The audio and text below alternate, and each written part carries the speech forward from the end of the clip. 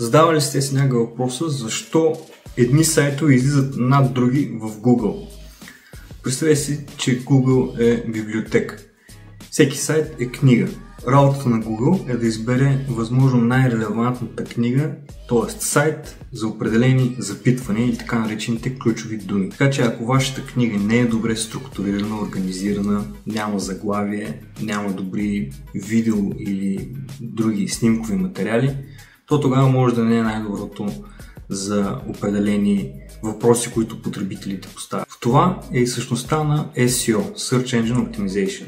Оптимизацията на определен сайт, така че да бъде най-релевантен и най-подходящ, авторитетен, за да може Google да предостави вашият сайт на отговор на запитване от потребител. Всекидневно в Google постъпват 8,5 милиарда Search Queries или запитвания, ключови думи, от потребители, които търсят нещо в Google. Това може да бъдат потребители, които са комерциално насочени, търговски насочени, т.е. търсят покупка на стоки или услуги, или потребители, които са с информационно намерение и просто търсят информация.